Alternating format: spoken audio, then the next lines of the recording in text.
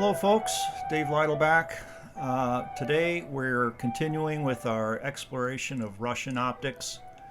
We have a older model ZOMZ 7x50. Picked this up for what I thought was a fair price, and though it is of the older design, I'm actually kind of impressed. At least I'm happy. The performance is quite sharp, quite nice. Um, Operates smoothly, and it's not super bright, but it's bright. It's very much on par with some of the better Japanese Zeiss clones that I've run into, and compares actually rather favorably to the Zeiss that I once did have. Uh, this one has 7 degrees field, apparent field of 49 degrees, exit pupil 7.14 millimeters, and a mere 12 millimeters of eye relief, which generally won't work for me. However, because the field is rather typical for 7x50s of this design, and for some reason the 12 millimeters doesn't really hurt, because I actually can put these to my eyes and see the edge of the field. I'm rather surprised. I'm not able to do that with most of the 7x50s of this basic build type. Um, Most of the time, where it's possible, I actually have to turn off the eye cups, remove them, just to get that field. But this was a rather nice surprise, and it's built well. It's got BAK4 prisms, which is nice. It weighs 980 grams approximately. Um, I've heard people comment that it feels a little bit heavy to them, but actually it's, I don't know, other than certain lightweights that I've had, it feels about on par with most of the typical 7x50 Poros that I've run into. Now, we took it out for testing with the 1951 U.S. Air Force test target, as always. And the point of comparison was against my best 7x50, which is the Orion Resolux. We have a review on that if you want to see it.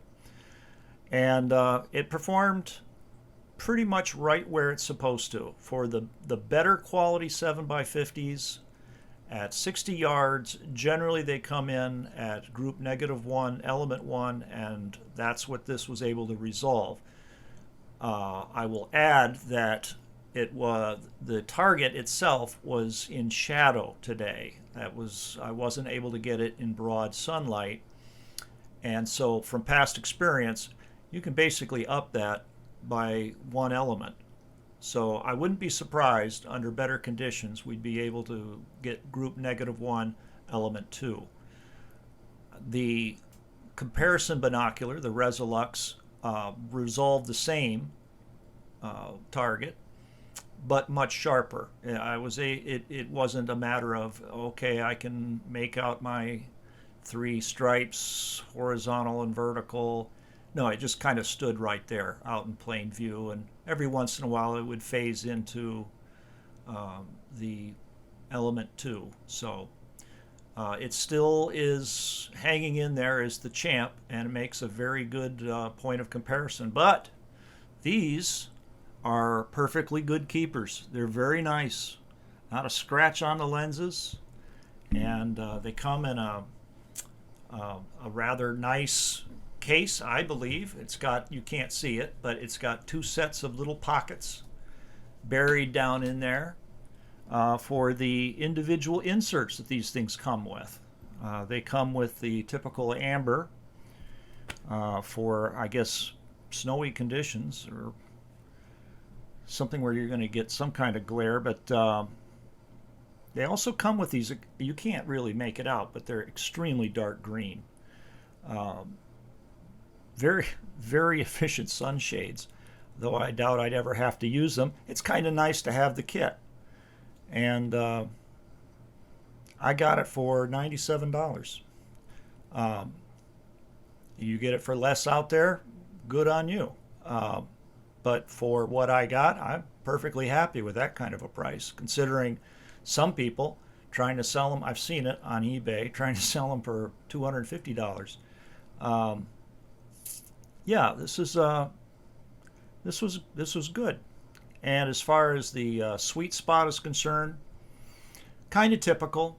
It was a 50% sweet spot, and that's where it's solid focus.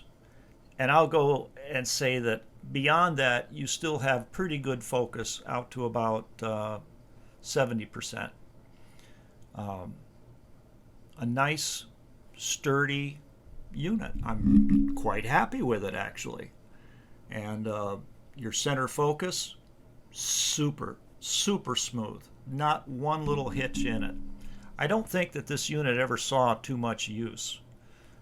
Even the case still has the strap, pretty good condition and rolled up, as well as the strap that was intended for this. Yeah, those Russians, they really make some nice stuff. This one I'm going to give thumbs up. If you want to pick one up out there while they're floating around, I don't know what this war is going to do as far as availability. It's certainly eaten into the ZOMZ BPO. It's hard to find them at any decent price. They're going up about $100, and new ones, you can forget it. But yeah, if you stumble across one of these, you could do worse, that's for sure. Thank you. That's it.